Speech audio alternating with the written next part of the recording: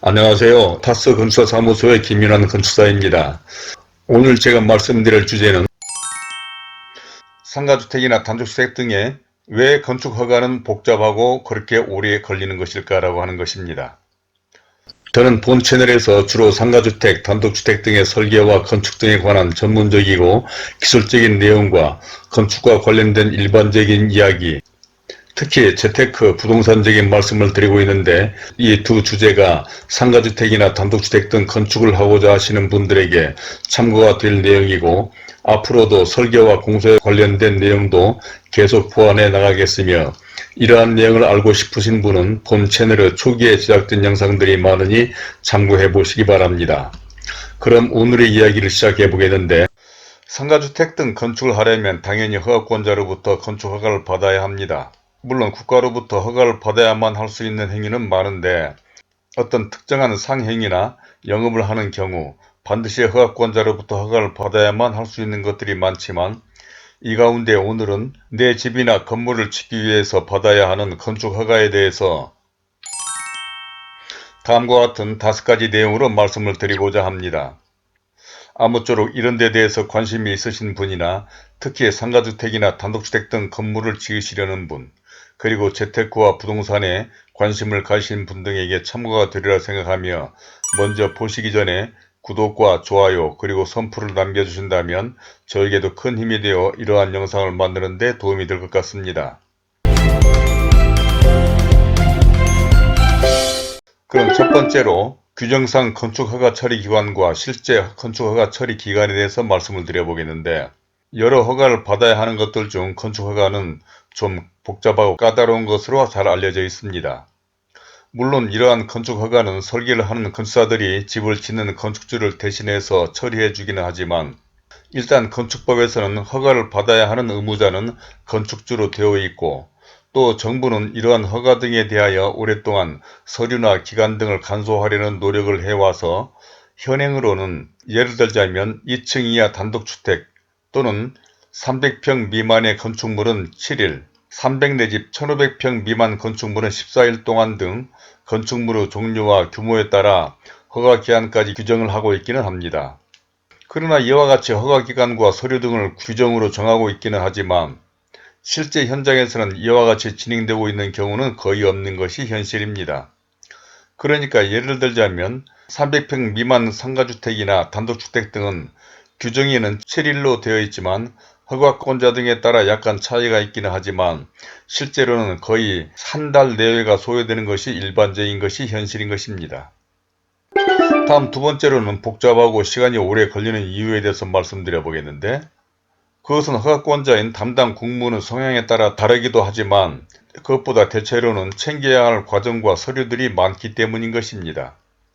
그러니까 건축허가라 해서 건축만 검토하는 것이 아니라 건축물의 종류나 규모 또는 건축되는 지역이나 지구에 따라 다른데 일반적으로는 건축물에 필수적으로 수반되어야만 하는 전기나 통신설비, 냉난방과 위생설비, 소방, 정화조, 조경 등을 비롯한 관련된 부서 허가권자 등의 협의를 받아야 하고 또 미관지구 등은 미관심의를 받아야 하기 때문인 것입니다. 즉 건축물에 따라서는 소방서, 보건소, 경찰서, 군부대, LH나 SH공사, 수도사업소 등 외부기관이 협의를 보내고 위생과, 환경과, 토목과, 하수과, 도시계획과 등의 협의를 받다 보면 해당 기관에서 요구하는 설계 도면과 서류 등을 보완해 줘야 하고 그에 따른 시간이 소요되다 보니 아무리 정부에서 허가를 간소화하고 허가 기한까지 정한다 해도 어쩔 수 없이 현장에서는 그대로 지켜지기란 쉽지 않은 것이 현실이라는 것입니다. 다음 세 번째로는 건축 허가를 받지 않는다면 얼마나 좋을까라고 하는 것인데 그렇다면 왜 건축 행위는 꼭 허가를 받아야만 하는 것일까요?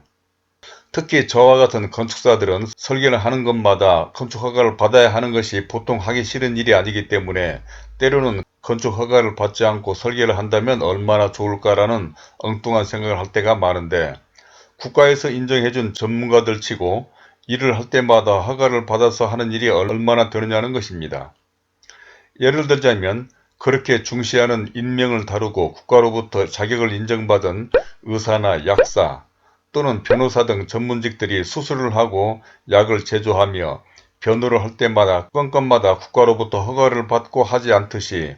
국가가 일정 수준의 교육을 받고 또 그렇게 까다로운 절차를 밟아 건축사라는 자격을 부여해줬다면 의사나 약사, 변호사처럼 그 전문가들을 믿고 일하게 해줘야 할 게 아니냐는 것이죠.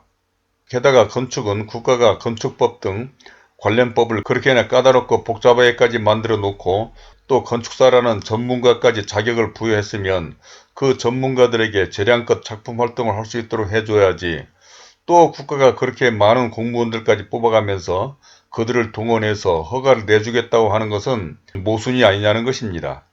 그런데 사실 이러한 건축사와 건축허가제도는 우리나라만의 일이 아니라 대부분의 국가에서 시행되고 있고, 심지어는 전 세계적으로 잘 알려진 바르셀로나 성가족성당을 건축하고 자기 작품에 엄격하고 까칠하기로 유명했다는 가우디 선생마저도 건축허가 등으로 바르셀로나시 공무원들과 엄청난 마찰을 빚다가 그 건축물이 완공된 후에는 역설적이게도 바르셀로나 시로부터 건축상을 받았다는 일화가 있기도 한데,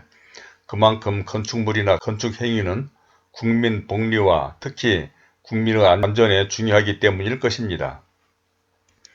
다음은 네 번째로 우리나라처럼 건축하기 좋은 나라는 없다라고 하는 것인데, 그럼에도 불구하고 또 우리나라처럼 건축이 쉬운 나라는 없다는 말도 있습니다. 즉 우리나라도 위에서 언급한 바와 같이 건축물의 종류와 규모, 특히 미관지구 등 도시계획에 의한 지역직구 등에 따라 심의까지 받는다면 그 절차와 허가기간, 특히 갖추어야 할 서류 등이 만만치 않다고 불만이지만, 유럽 등 많은 국가에 비하면 우리나라는 그래도 건축하기가 쉽다는 것이죠. 그러니까 우리나라는 툭 하면 다 때려 부수고 다시 새로운 집이나 건물을 짓거나 아파트, 재건축, 재개발 등으로 온 나라가 공사판이라 할 정도로 여기저기서 낡은 건물들을 다 철거해버리고, 심지어는 그래야 부동산 값이 오른다고 아직 쓸만하거나 조금만 개보수하면 될 정도의 건물마저도 아파트나 상가 건물을 지어야 한다고 아우성이며, 불과 몇 년 만에 신도시들이 뚝딱 들어서서 오래간만에 방문하는 사람들을 놀라 자빠지게 할 정도로 우리나라는 그야말로 이런 부분에 있어서는 역동적인 나라라는 것이죠. 그런데 이에 반해서 예를 들자면 대부분 유럽 국가들에서는 기존 건물을 철거할 때 얼마나 신중하고 거쳐야 할 절차와 과정이 많고, 신축을 하는 경우에도 기존 건물과의 조화 등 도시 경관과 미관 등을 위한 심사가 까다로운지 이루 말로 할 수 없다는 것으로, 그만큼 그들은 역사를 보존하고 도시 미관을 고려하려는 노력으로 건축허가나 건축행위가 엄격하다는 것입니다. 이러한 것은 국가뿐만 아니라 국민들마저도 낡은 건물에 살거나 사용하기에 불편하더라도 이를 감수해가며 역사를 유지하고 보존해서 훌륭한 건축물과 도시를 자기 후손들에게 남겨주려는 의식이 남다르다는데, 지나치게 편리함이나 특히 부동산 값 상승만을 위한 인식은 바로 눈 앞만을 바라보는 좁은 시각이 아닌가 싶기도 합니다. 이제 마지막 다섯 번째로 건축허가를 빨리 받아내는 것이 능력이다. 이제 마지막 다섯 번째로 건축허가를 빨리 받아내는 것이 능력이다 라고 하는 것을 말씀드리면서 오늘의 말씀을 마치겠는데, 이와 같이 건축허가나 건축행위가 복잡하고 까다롭다는 인식 때문인지 현장에서는 어떻게 하면 건축허가나 사용승인 등을 쉽고 빨리 받아낼 수 있는지 등에 관한 이상한 이야기들이 있는데, 그 대표적인 것이 이러한 절차를 잘 해내는 사람이 능력 있는 것처럼 회자된다는 것입니다. 그러니까 건축허가나 사용승인 등을 잘 처리하는 건축사가 능력이 있다거나 또는 이러한 절차를 쉽게 하기 위한 방법으로 현지 업체를 선정해야만 한다는 이야기들을 공공연하게 말하는 사람들도 있다는 것인데, 이는 역설적으로 생각해보면 결코 진정으로 건축주들을 위한 것이 아니라는 사실을 알아야 합니다. 즉 건축허가를 쉽고 빨리 받아내기 위해서 가급적이면 쉽고 안이하게 설계하는 것보다는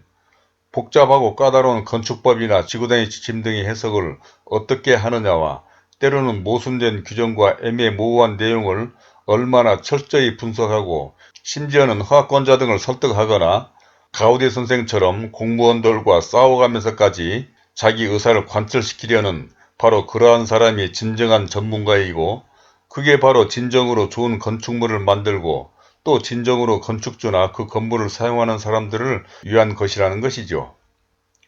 특히 요즘처럼 투명하고 깨끗해진 사회에서 부정으로 안 되는 일을 되게 하거나 또는 인맥이나 친분으로 이러한 일을 처리하는 시대가 아니기 때문에 다소 어렵고 시간이 걸리더라도 건축이란 100년 대기를 생각해야 하고, 특히 현대인들에게 그렇게 관심이 많은 부동산적인 가치 상승 등을 위해서는 편하고 안이한 건축을 해서는 그 누구에게도 바람직하지 않다는 것을 명심해야 한다는 것입니다. 바로 이러한 점에서는 그런 얄팍한 논리보다는 특히 건축에 투자되는 엄청난 비용이나 노력, 그리고 장래성 등을 생각한다면 해당 건물에 대한 실적과 관련 지식, 경험이 풍부해서 그 누구라도 설득시킬 수 있는 논리와 노하우를 가진 전문성과 세분화된 전문가가 더 요구되지 않나 싶습니다.